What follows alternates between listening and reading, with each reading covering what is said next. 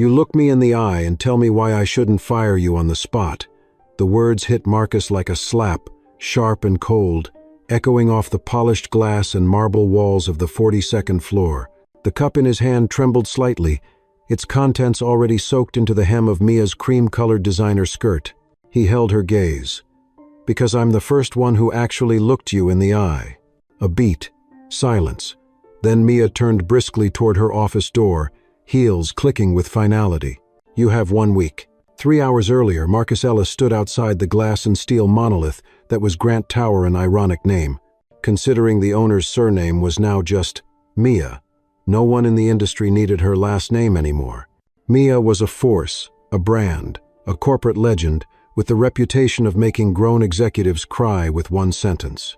Marcus tugged at his borrowed blazer, breathing into his hands to warm them. The wind slicing between the towers was brutal that November morning. He checked his watch 10 minutes early. He hadn't been early to anything in months, not since the university laid him off. Not since the grants dried up, and with them, the illusion that education equaled stability.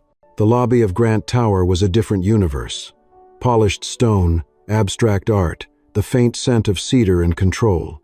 The receptionist glanced up with a practiced smile. "Marcus Ellis? Elevator to 42. Miss Mia is expecting you. Don't be nervous."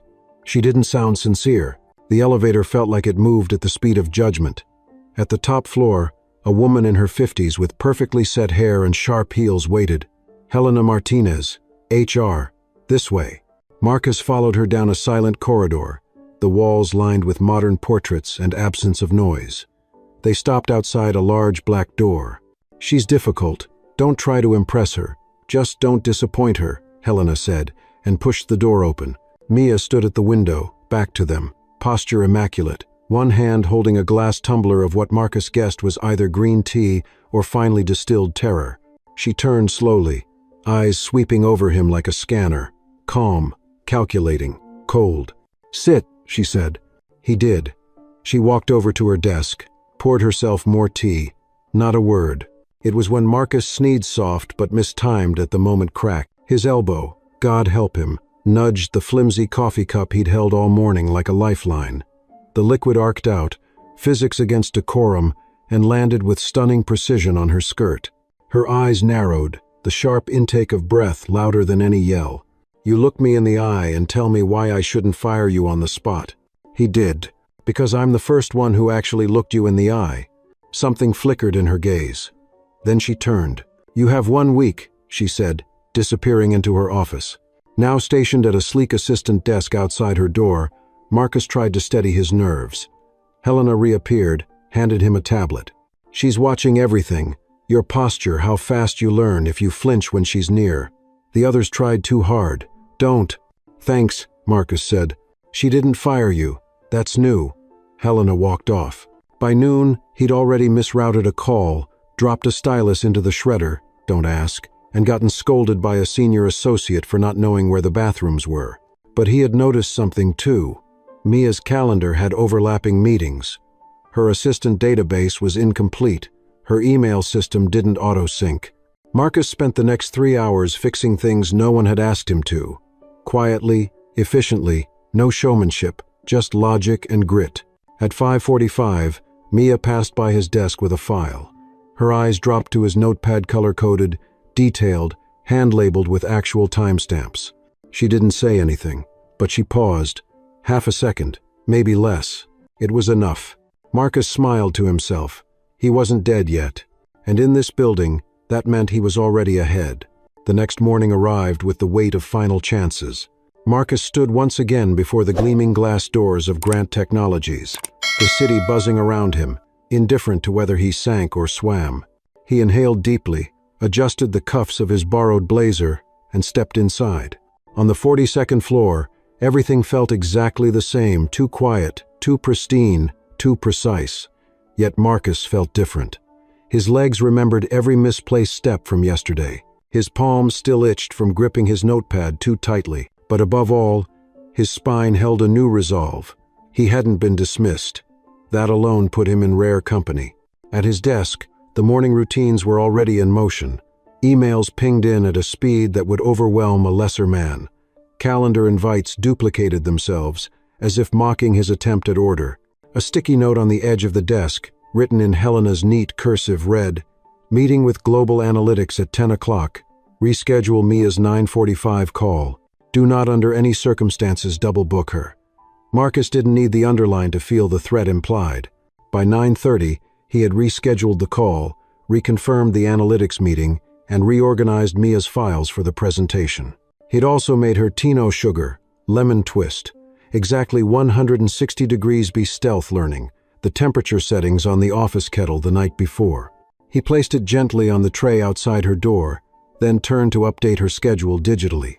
She emerged moments later, seemingly floating rather than walking, her gaze scanning the tray like a hawk surveying a field. She picked up the cup, paused, then continued without a word. That pause again, just a flicker, a beat skipped, but Marcus saw it.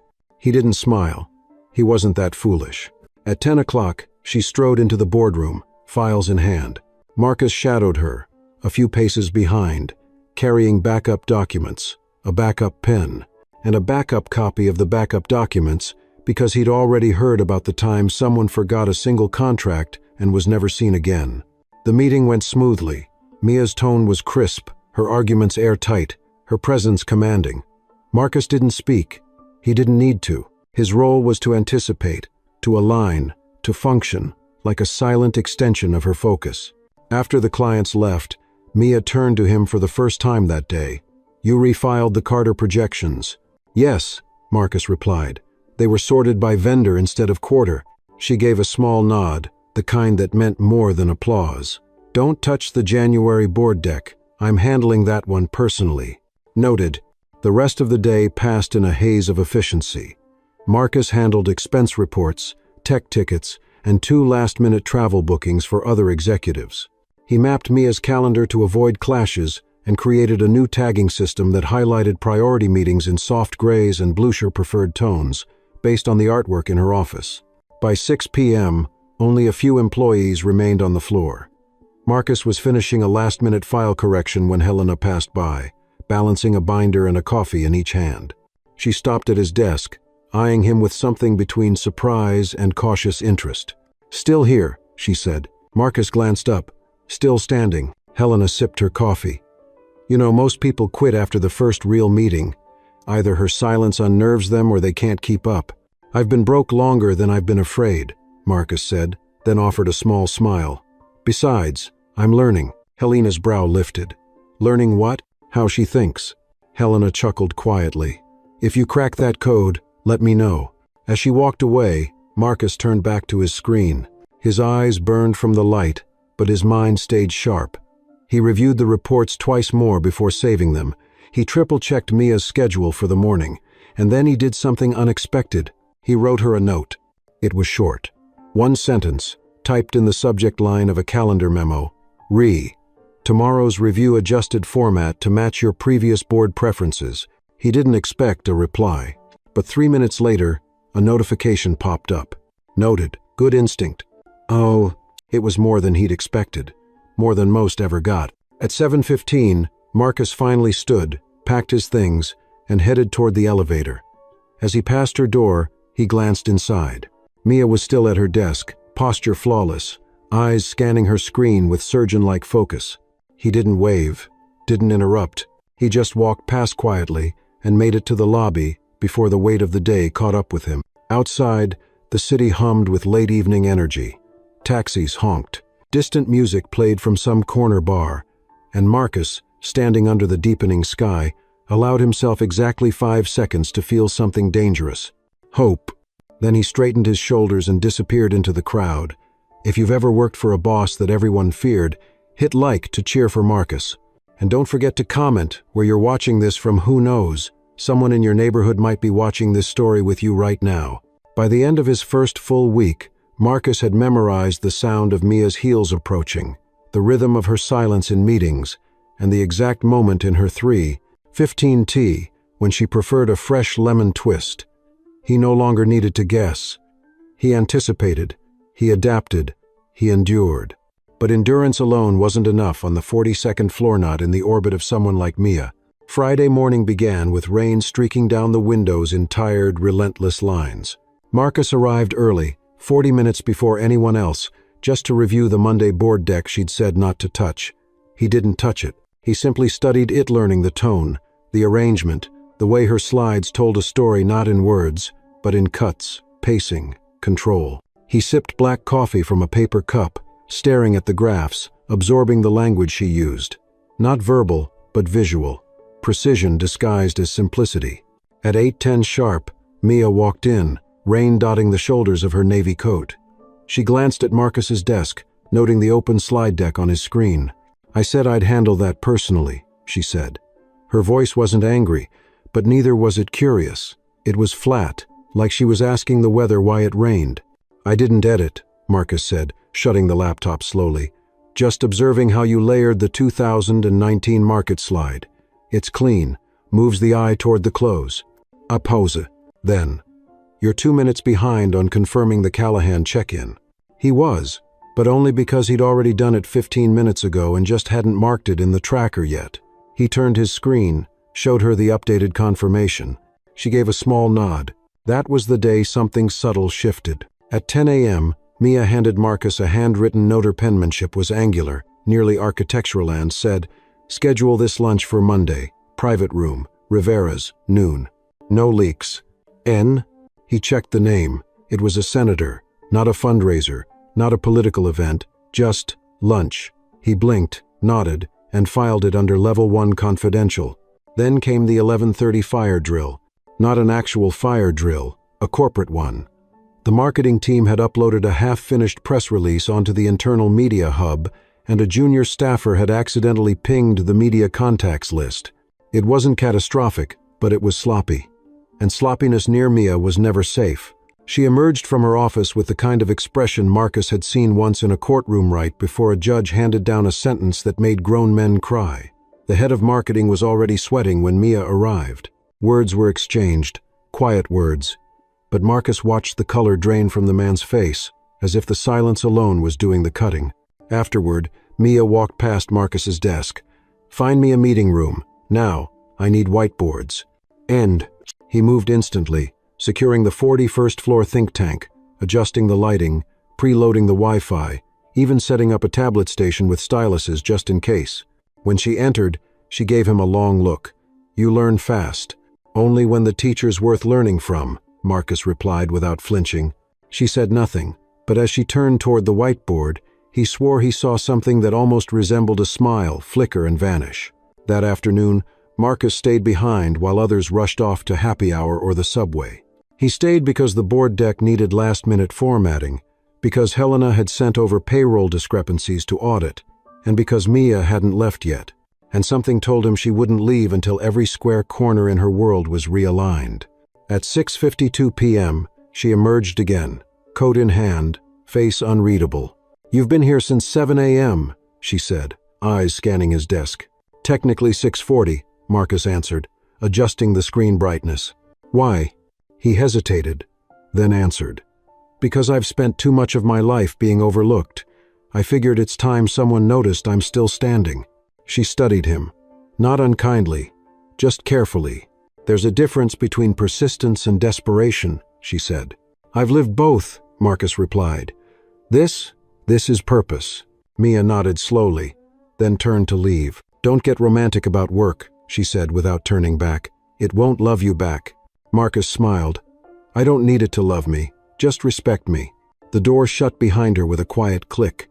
Later that night, as he sat alone on the 42nd floor, lights dimmed, the buzz of city traffic distant through the rain, Marcus realized something else. He didn't want to just survive in Mia's world. He wanted to understand it, to map it, to earn not just her nods but her trust. And maybe, if the gods of impossible things permitted, something more.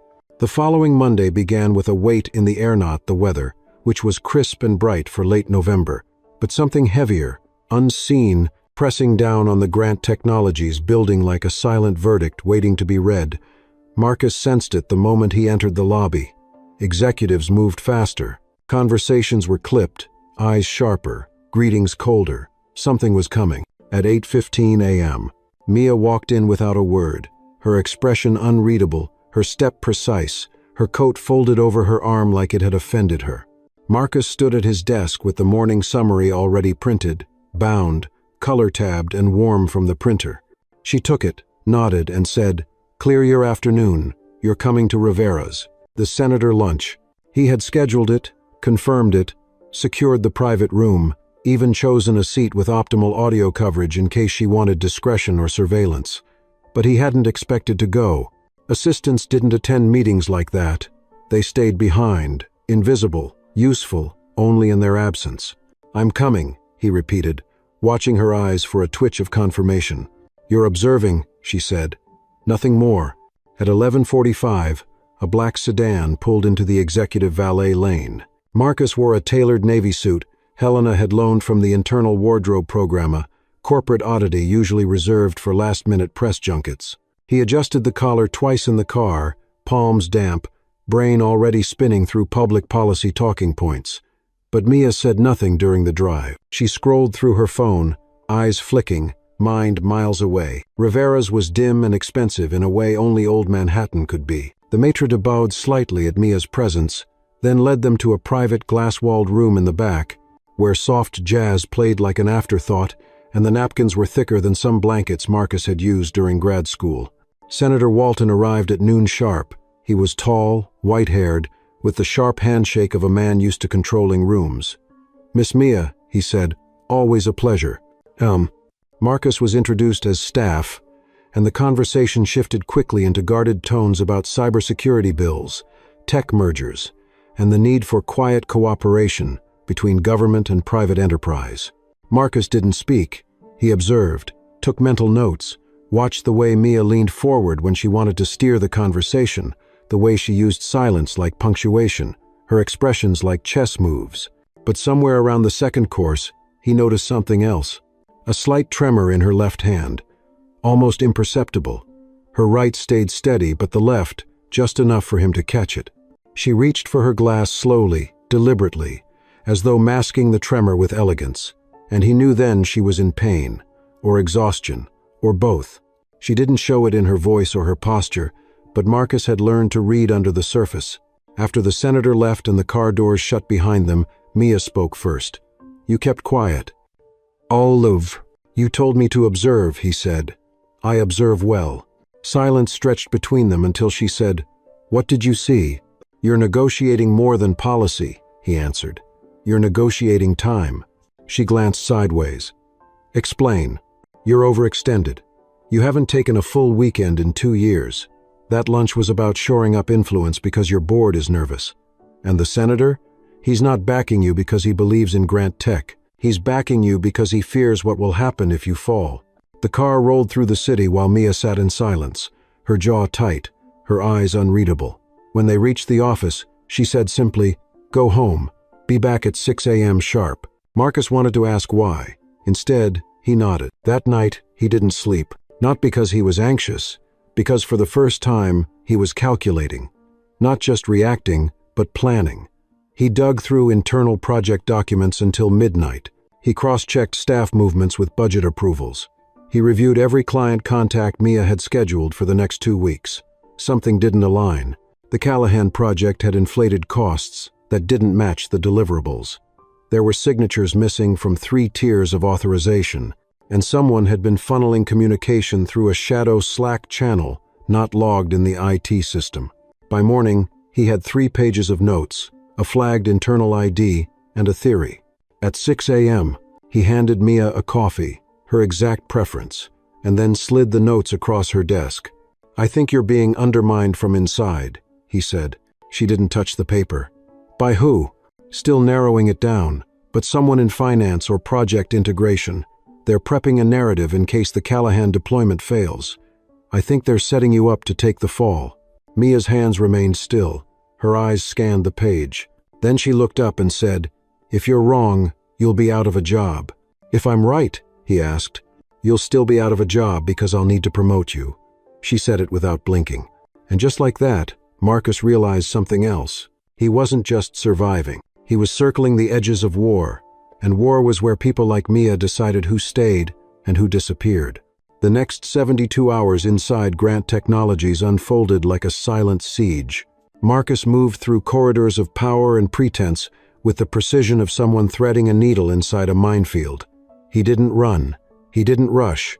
But every step he took had purpose. His findings on the Callahan deployment weren't just red flags, they were warnings of a deeper rot. Mia didn't say much after reading the 3 pages he'd handed her. She'd simply looked at him for a full 5 seconds, then said, "Start pulling strings, quietly." Marcus spent that Monday cross-referencing approval chains on the financial back end. By Tuesday morning, he had identified the outlier, Garrett Voss, VP of Integration and longtime ally of Mia's late co-founder. Garrett had signed off on multiple inflated contracts, each just beneath the threshold that required board review. The amounts were too consistent, the patterns too deliberate, and there were memo-subtle nudges blaming delays on Mia's management, misstatements tucked into footnotes, preparing a scapegoat. The narrative was forming beneath her feet. Someone wanted her removed. Marcus didn't confront Garrett. That would have been suicide. Instead, he followed patterns. Scheduled meetings with departments Garrett had worked through, reviewed public statements, even reached out to an intern who had quietly resigned last quarter after being reassigned from Callahan's support team. What he found wasn't proof, but it was enough to connect dots. Meanwhile, Mia worked like a woman preparing for a storm she couldn't name but fully expected. Her meetings ran longer, her tone sharper. She snapped only once when Helena accidentally double-booked a call, but even that felt less like anger, more like strain. On Wednesday afternoon, Marcus entered her office with a file labeled External Vendor Analysis. Inside was a breakdown of subcontractors funneled through a holding firm connected to Garrett's college roommate. The paper trail was thin, but the pattern was there. He placed the file on her desk without a word. Mia scanned it slowly, eyes narrowing. "Do you trust your source?" she asked. "I vetted everything myself," Marcus replied. She nodded once, then said, "We're going to test it." That night, Mia sent a harmless directive to the integration team, a small delay on a non-essential update. Marcus watched as Garrett responded within minutes, looping in external vendors and inserting a suggestion to reallocate resources in a way that, again, subtly undermined Mia's leadership. It was bait, and Garrett had taken it. By Thursday, the tension had a scent like ozone before a storm. Mia called an emergency meeting with the board for Friday morning. Officially, it was about Callahan. Unofficially, Marcus knew it was about drawing a line in the sand. That evening, long after most employees had left, Mia stood by the windows of her office, staring out at the city as if trying to remember why it mattered. Marcus entered quietly, placed a cup of tea, her preferred late-evening blend, on the table, and waited. She didn't turn around when she spoke. "You know why I don't let people get close, Marcus?" He stayed silent. "Because everyone is temporary. Titles, loyalty, admiration, they all expire." He stepped closer, voice quiet. "What about trust?" She turned then, slowly. "Trust is a liability, until it's not." Marcus met her gaze. "And me? What am I?" For a moment, there was no answer. Then Mia said, "You're the first person who gave me intel without asking for favor. That makes you dangerous." He gave a half smile. "Then maybe I'm in the right place." At precisely 8 a.m. Friday, the board meeting commenced. The room was glass-walled, high-ceilinged, designed for spectacle and accountability. Mia entered wearing a slate-gray suit, her heels the only sound as she crossed the polished floor. Marcus stood in the back, unobtrusive but present. Garrett was seated confidently near the head, lips curled in faint amusement. Mia began with a standard report, updates on performance, client growth, and market challenges. Then she paused. Her eyes scanned the room. "Before we move to agenda point 4, she said, "I'd like to address a concern regarding the Callahan deployment." Garrett's smile twitched. Mia continued, "There have been questions regarding delays and inflated costs. I've taken the liberty of investigating. Internally." She gestured, and Marcus stepped forward, placing a single folder on the table. Inside were the cleaned-up findings, concise, damning, irrefutable. Gasps followed. One board member leaned forward. "These are real signatures?" Marcus nodded. "Verified through audit trail." Garrett tried to speak, but Mia cut him off, voice like steel. "This company will no longer tolerate negligence masquerading as oversight." The vote to suspend Garrett was unanimous. Afterward, as the board dispersed, Mia walked out without acknowledging the chaos behind her. In the hallway, she looked at Marcus and said, "Next week we rebuild, but for now, thank you." He didn't say you're welcome. Instead, he asked, "What changed?" She met his eyes, and for the first time her voice was almost soft. "I stopped seeing you as staff and started seeing you as necessary." Marcus didn't need applause. That look was enough. War had come and they had won the first battle together. The Monday after Garrett Voss's suspension, Grant Technologies felt different. Not louder, not busier, just less guarded. The eyes that had once darted nervously whenever Mia walked by now stayed a second longer, as if measuring her anew. She didn't acknowledge the shift. She moved through her day with the same razor-edge focus, but Marcus noticed the change. People didn't fear her less, they respected her more. Marcus had started arriving 15 minutes earlier, not out of necessity but instinct. Every morning, he prepared her tea before she reached the building, checked every meeting twice, and scanned headlines for any mention of the Callahan affair. Mia didn't mention Garrett again. She simply handed Marcus a new list of names, department heads, internal promotions, schedules to revise. "We don't just replace a bad part," she said. "We rebuild the whole system." And that week, Mia began holding closed-door one-on-ones with key staff, and Marcus kept each meeting running on time like a conductor managing a symphony. She let him sit in on most sessions, silent, observing. He noticed how she adjusted her posture depending on who sat across from her, how she used a pause like punctuation, how she asked questions that felt like invitations but landed like verdicts. By Thursday afternoon, he was exhausted. Not physically, but mentally keeping pace with her required a different kind of stamina.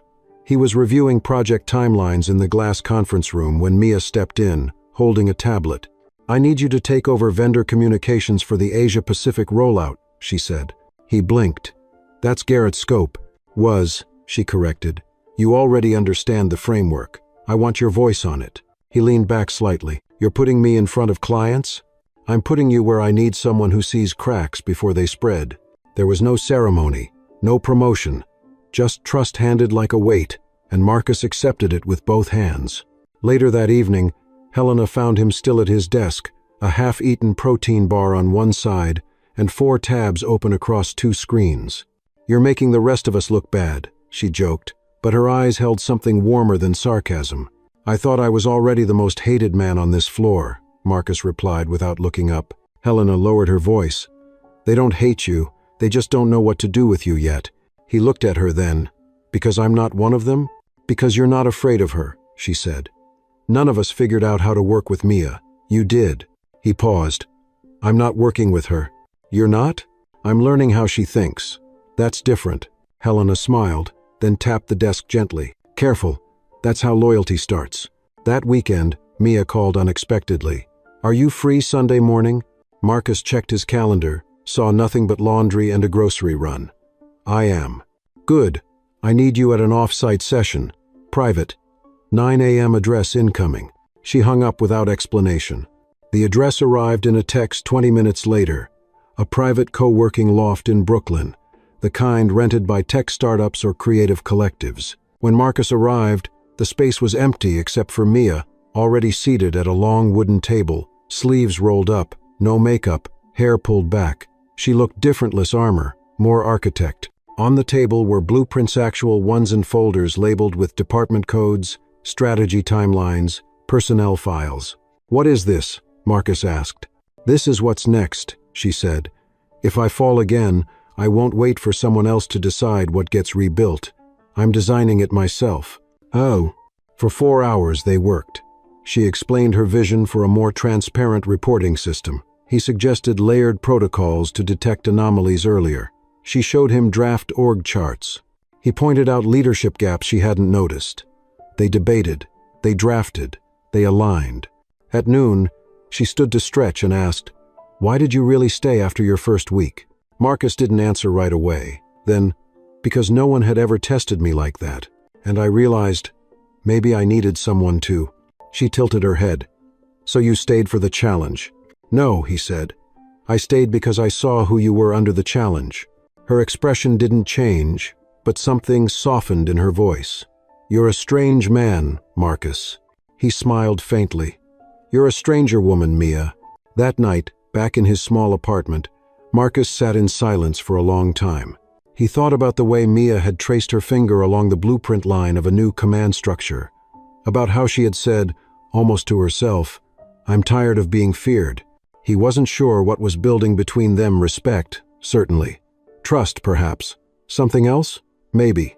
But he knew this. He wasn't her assistant anymore. He was becoming something else. Something necessary. By the start of December, the office began shifting in ways that weren't immediately visible on paper, but were deeply felt in air and action. Departments moved faster, meetings became shorter, and Marcus's name, once muttered with skepticism, started appearing at the bottom of project emails as point of contact. Mia never announced his new role. She simply began using him like a right hand, and the rest of the company adjusted accordingly. On Tuesday morning, he arrived to find a new badge waiting at his desk. It no longer read assistant. It read Operations Liaison, an intentionally vague title, but Marcus understood what it meant. He wasn't just trusted, he was now expected. That same week, internal whispers began surfacing about Talon X, a rival tech firm known for aggressive acquisitions. They had begun circling one of Grant Tech's cornerstone clients. Marcus flagged it immediately, alerting Mia, who already seemed 10 steps ahead. "They're testing our perimeter," she said, her voice flat. "I want you in the Callahan debrief this afternoon. Listen, report. Don't speak unless you must." The meeting took place in the executive suite's inner conference room, a space Marcus hadn't yet entered. The table was oval, the chairs too comfortable, the glass too thick for sound. Seated across from him were 4 directors and 1 CFO. Mia sat at the head, spine straight, voice even. Marcus took notes, watched body language, studied which eyes flinched at which words. When one director subtly shifted blame toward Mia for the delay in delivery, Marcus caught it. He glanced at her. She didn't look back, but he knew she'd felt the shift too. After the meeting, as they walked back to her office, Mia said, "Jameson's preparing an exit strategy. He's aligning with Talon X? Not yet, but he's preparing his version of the story in case things break." Marcus hesitated. "You want me to confront him?" "No," she said. "I want you to shadow him. Learn how he works. Learn how he folds under pressure." That night, Marcus found himself reading old reports Jameson had submitted over the last year. He found inconsistencies not blatant, but frequent. Missed cost projections, delayed acknowledgments. He built a case, slowly, carefully, noting every hole, every angle of retreat. At 11:47 p.m., his phone buzzed. A text from Mia, "Come to 47th floor, now." He took the elevator to a floor he'd never accessed, dark, quiet, unfinished. It was a rooftop space still under renovation. She stood alone near the ledge, city lights stretching beyond her, the hum of Manhattan life below like a distant storm. "You ever come here?" she asked, not looking at him. "Number. I used to. Before everything got strategic." Marcus stepped beside her, careful not to breach the quiet. She exhaled, then said, "I don't believe in mentorship. It implies hierarchy of value. But I do believe in alignment. We think similarly. That's rare." He nodded slowly. "I don't want to be you, Mia." She looked at him finally, lips curved in something close to amusement. "Good. I'd worry if you did." Then silence again. The kind of silence that didn't need filling. After a moment, she added, "They think I'm preparing to sell. Some want it, some fear it. The truth is, I haven't decided." "Oh, you'd never sell," Marcus said. She looked at him, eyes narrowed. "You sound sure. Because this company is you, and you don't surrender what you've built. Not unless you're planning to build something bigger." Mia didn't smile, but she didn't disagree either. 2 days later, Talon X made a formal bid to acquire one of Grant's legacy accounts. It was subtle, phrased as a strategic alignment conversation, but the intent was clear. Mia responded by sending Marcus Alona to the follow-up meeting. It was a test. He sat across from Talon X's head of client development, a polished man in a tailored suit who smiled like every answer came with an invoice. Marcus kept his tone level, his words minimal, his observations sharp. By the end of the meeting, he had 3 things: confirmation of Talon X's playbook, a list of the clients they'd approached, and a thinly veiled offer to jump ship. He reported it all back to Mia the next morning. "They tried to poach me," he said. "What did you say?" "That I work for someone who sees through people like them." She nodded, then added, "And? I told them I'd pass along their compliments after we take back every inch they think they've gained." Mia leaned back, eyes fixed on him. "You know what the problem with building walls is?" she asked. "Tell me." "They make you harder to reach, but they also make it harder to breathe." Marcus met her gaze. "Maybe it's time to build windows instead." That afternoon, she scheduled a full-staff town hauler, first in over 2 years. Marcus stood just off stage, headset in place, watching as Mia stepped forward, alone, no teleprompter, no notes. She spoke for 12 minutes, about the future, about change, about trust earned, not given. She didn't mention names, but every word was shaped by their war. And when she stepped off stage, she looked at Marcus and said simply, "That was for them. The next part, that's for us." Winter arrived in earnest by the second week of December, and with it came a pace so frenetic inside Grant Technologies that even seasoned directors struggled to keep up. The town hall Mia had delivered left a mark, subtle but unmistakable. Morale didn't spike so much as it steadied. Uncertainty was replaced with focus, but behind the scenes, the pressure mounted. Talon X had gone quiet, which Mia didn't trust. "A wolf doesn't retreat," she told Marcus over coffee at 6:30 a.m., her voice as sharp as the wind that scraped across the tower's glass. "It circles." The reorganization of internal operations was now Marcus's full-time job. The title on his badge hadn't changed again, but his calendar told a different story. He was in strategy briefings, oversight sessions, legal reviews. Mia no longer filtered him out of sensitive conversations. She included him sometimes without acknowledging it. He sat in silence through meetings with lawyers who spoke in clauses and risk matrices, his notes precise, his feedback direct. That Tuesday, Mia handed him a folder marked Citrine. Inside was a dossier on a confidential partnership being negotiated with a mid-sized robotics firm in Colorado. It was a strategic alliance meant to diversify Grant's long-term portfolio, something Garrett had stalled, fearing dilution. "They need reassurance," Mia said. "You're flying out Wednesday. Meet them face to face." Marcus looked up. "You're not coming?" "I'm the symbol they're afraid of," she said. "You're the exception they'll remember." He flew out on the red-eye, arriving to sub-zero Denver winds and a waiting town car. The Citrine team was wary at first, polished, professional, but guarded.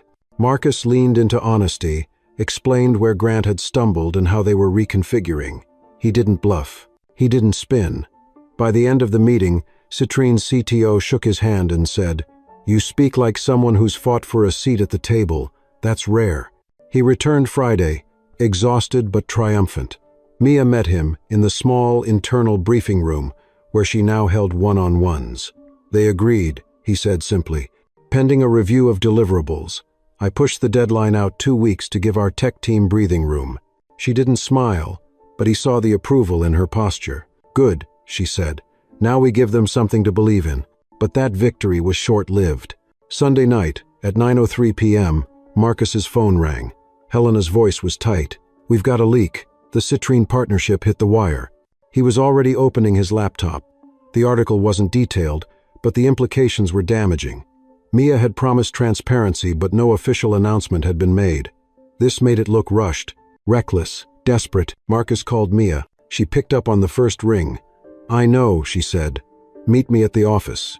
When he arrived, she was already there, in dark jeans and a wool coat, hair unbound, face bare. She was pacing the executive floor barefoot, heels abandoned in the corner. "I think it was Jameson," Marcus said. "Too obvious," Mia replied. "He's already under watch." This came from someone quieter. He sat at his desk, ran access logs. Someone had pulled the Citrine file Friday afternoon from a secondary terminal. A name popped up unfamiliar at first. Vanessa Leung, junior project manager, newly hired 3 months ago. Marcus didn't recognize her, but HR confirmed she had recently transferred from talents undisclosed during onboarding, an error or sabotage. Mia reviewed the file herself. "She's still in the building. Get her in here." 15 minutes later, Vanessa sat across from Mia, eyes wide, denial pouring from her in polite, practiced lines. Mia didn't raise her voice. She didn't accuse. She simply slid a single page across the table, the time-stamped log entry. Vanessa's hands trembled. "I didn't think anyone would notice," she whispered. Mia leaned forward. "That's always the mistake." Security escorted her out quietly. No drama, no press. But the damage was done. That night, Mia stood by the floor-to-ceiling window, arms crossed. "I hired her," she said. "Personally, I said yes." Marcus stood beside her. "You made a decision based on potential." "Ois, I made a decision without enough data. That's not the same thing." They stood in silence for a long time. Then she asked, "Why did you come back after Denver?" He looked at her. "Because I still believe this matters." "This?" she echoed. "You, the company, what we're trying to build." She met his gaze. "You sound like someone who's already made a choice." "I did, weeks ago. And what was that choice?" "To stand beside someone who's still standing even when the floor shifts." She looked at him then not as his boss, not as the CEO, but as Mia, the woman who had fought too long alone. "You're not just standing beside me, Marcus," she said. "You're holding the damn walls up." He didn't need thanks. He didn't need promotion. But that moment, that truth, was more than either. It was the beginning of trust without armor, loyalty without fear. Something neither of them had named but both now understood. The following week moved like a sharpened blade, clean, fast, and dangerous. Mia launched an internal audit that swept through every department like a silent tide, not to punish, but to disinfect.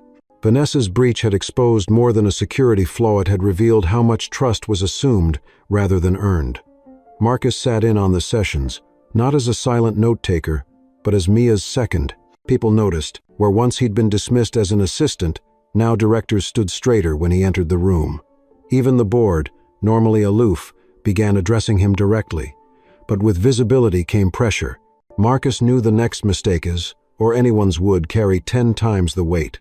The citrine recovery plan moved forward swiftly. Mia personally led the next call with their executive team, voice cool, precise, offering data, forecasts, and strategic guardrails that turned hesitation into cooperation.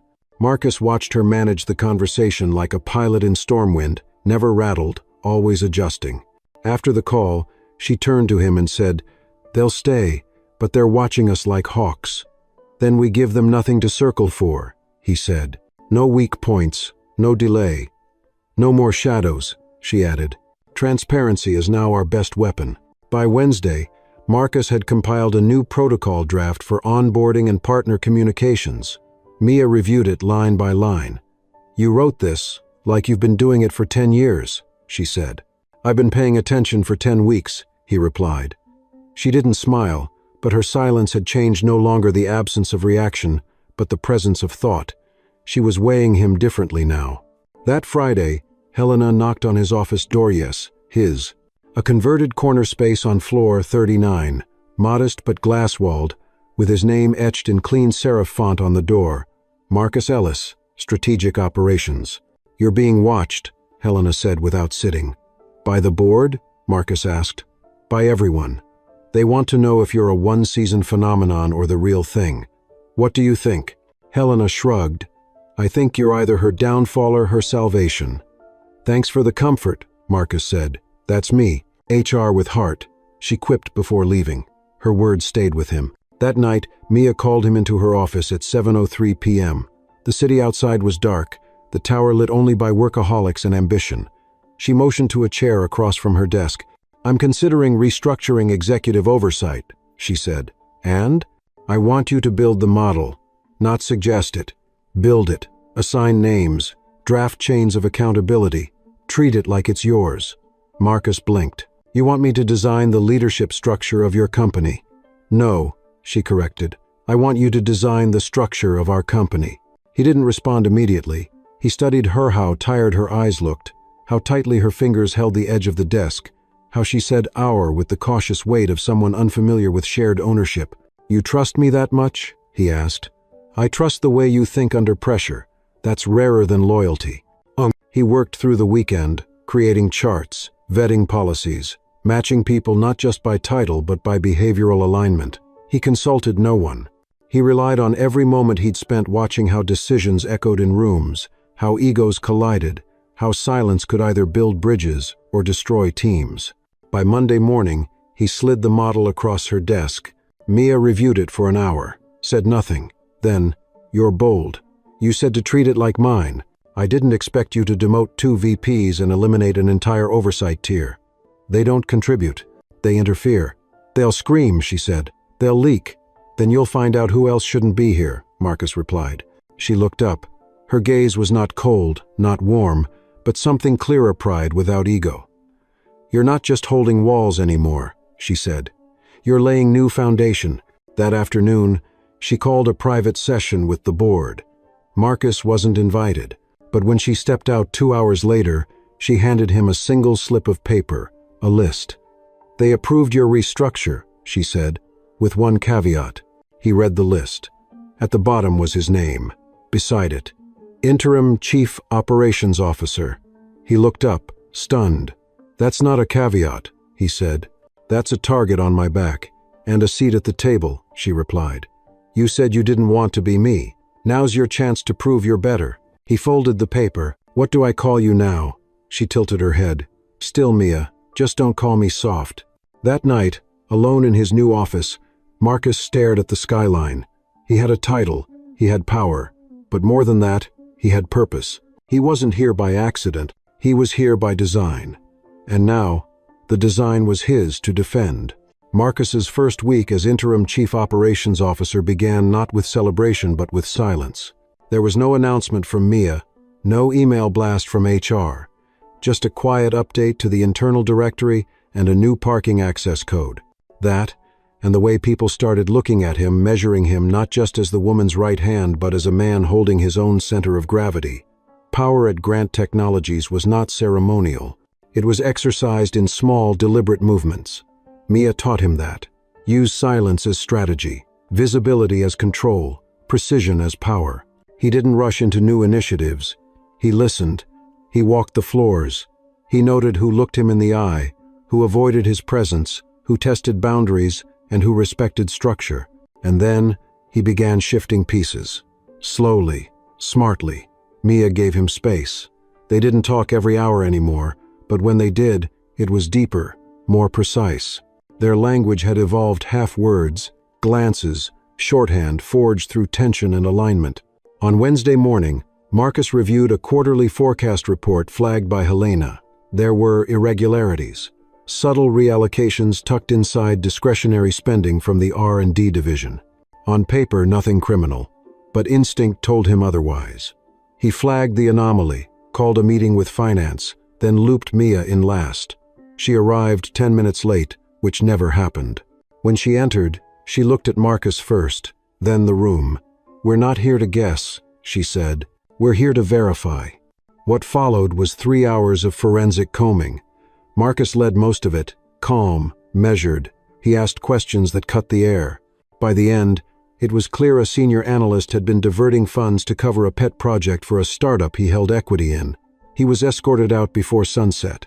Mia didn't gloat. She didn't need to. The message was loud. The system had new eyes now. That night, Mia knocked on his office door, a rare reversal of roles. She stepped inside without waiting and sat in the chair across from his desk. "You handled it cleanly," she said. "Thank you." Marcus raised an eyebrow. "That's the first time you've ever said thank you." "No," she said. "It's the first time you earned it." They sat in silence for a moment, the kind only possible between people who had fought together and survived. Then she asked, "Do you miss being in the background?" "Sometimes," he admitted. "It's easier to protect people from the side than from the front." She nodded. "I learned that too late." Friday brought the mid-quarter strategy summit. Board members, department heads, major stakeholders all in one room. Mia opened the meeting with her usual economy of words. "We're not here to talk about what we've done. We're here to talk about what happens if we stop doing what works." Then she turned to Marcus. "Coup, Ellis will present the next phase." He stood, not nervous, not eager, just ready. He walked them through the operational redesign, the audit controls, the streamlined project matrix. He showed numbers, charts, results. Then he closed the tablet, looked directly at the room, and said, "We built this company to move fast. That was a strength. But it also lets certain people hide. Now, we're slower, sharper. That's not caution. That's maturity. We've outgrown our shadow. The room was still. Then, a nod. Then another. He sat. Mia looked at him once. Approval. No words. After the summit, they returned to her office. She poured 2 glasses of something amber and rare. To shadows, she said. To clarity, he replied. They clinked glasses.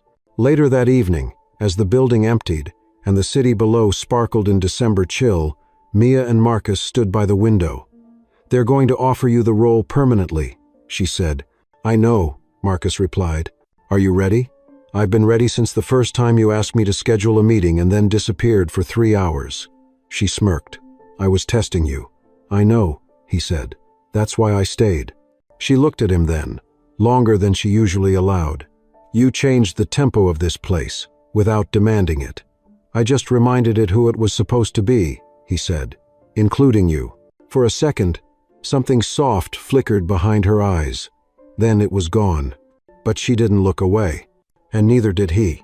It was the 3rd week of December when the storm came, not the kind that appeared on weather radars, but the kind that brewed quietly behind closed doors and within email chains marked confidential.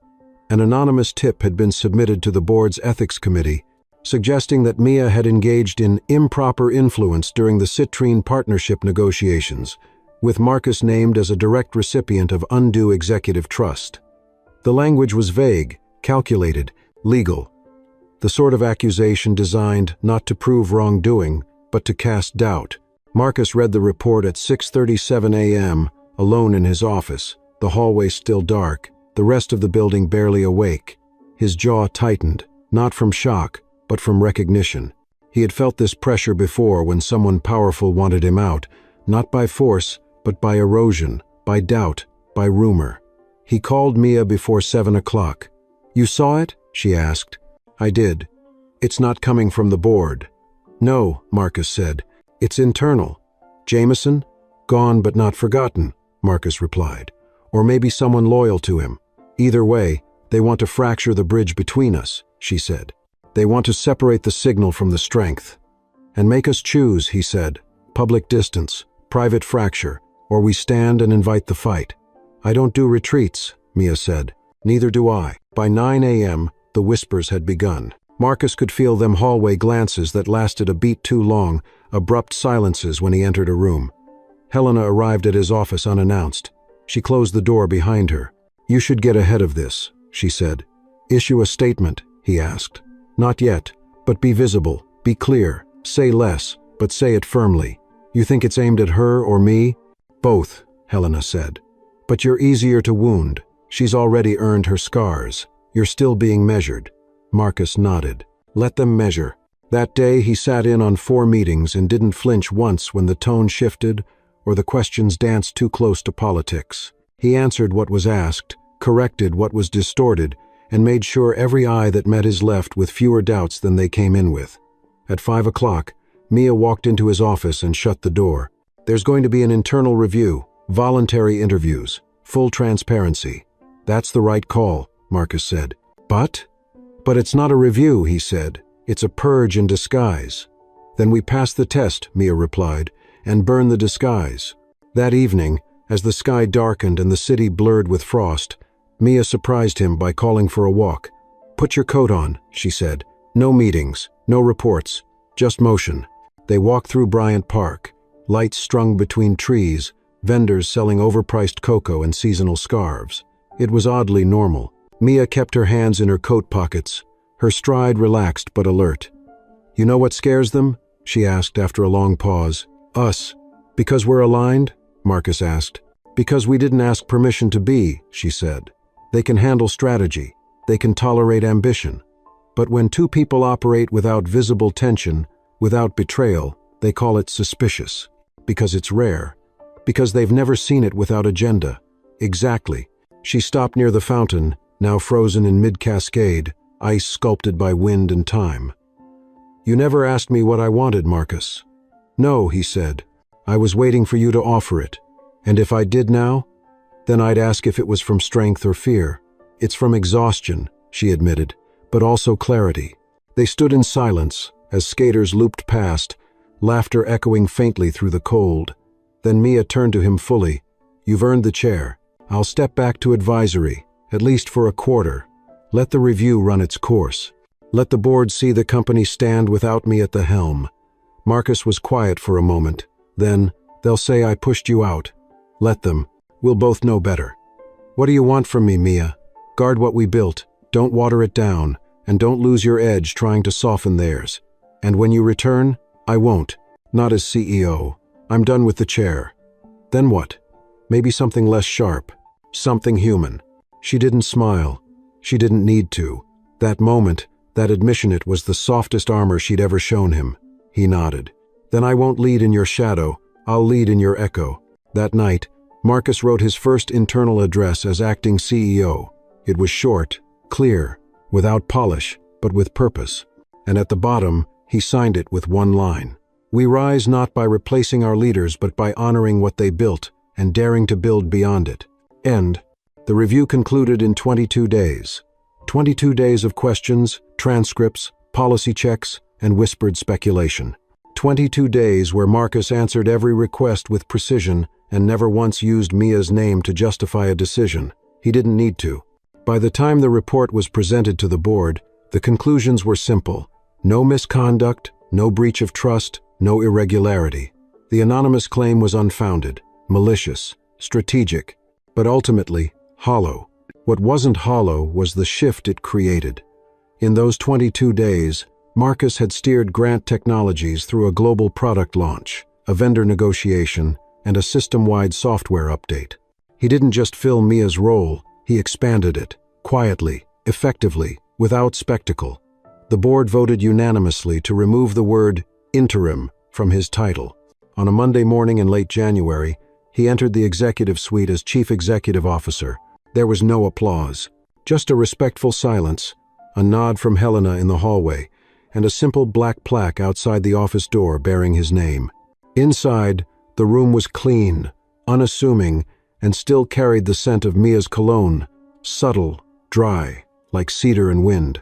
He sat at the desk she had used for nearly a decade, not to take over, but to continue. The phone blinked twice. First message, "Congratulations from Citrine." Second, a one-word text from Mia, "Steady." He smiled.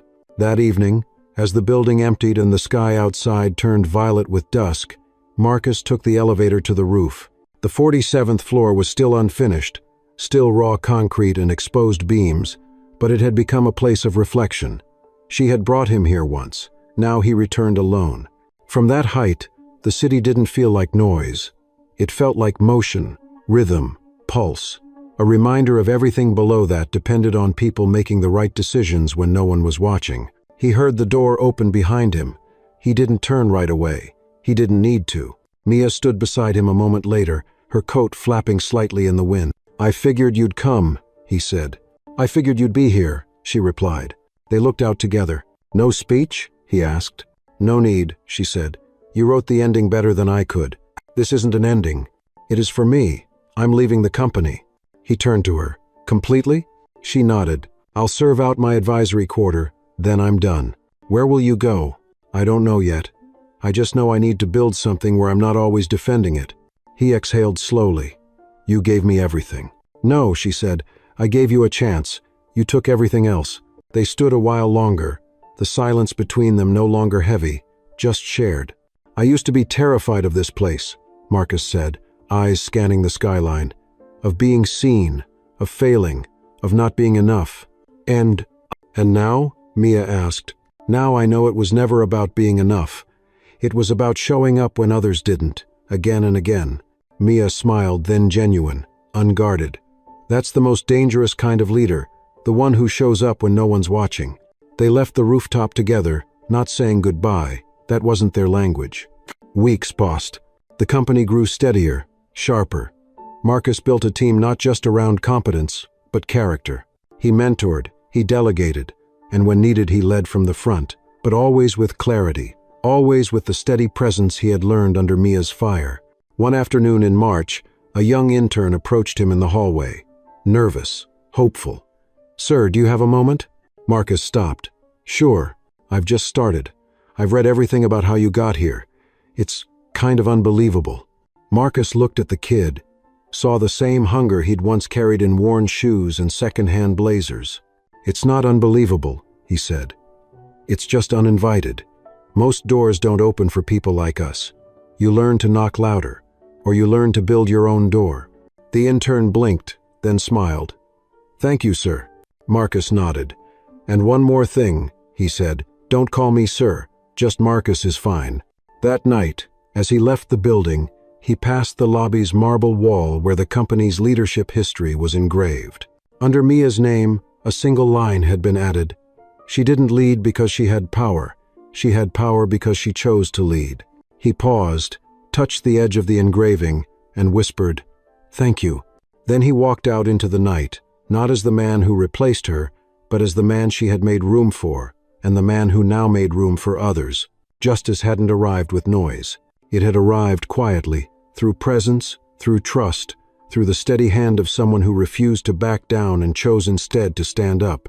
The story of Marcus and Mia teaches us that true leadership isn't about titles or power, it's about resilience, trust, and the courage to stand firm when no one is watching. In a world that often sidelines those who don't fit the mold, Marcus proved that integrity and quiet strength can break barriers. The real victory wasn't in gaining authority, it was in earning it, and using it to lift others. Justice, in its most meaningful form, sometimes arrives not with a bang, but with steady steps and unwavering purpose.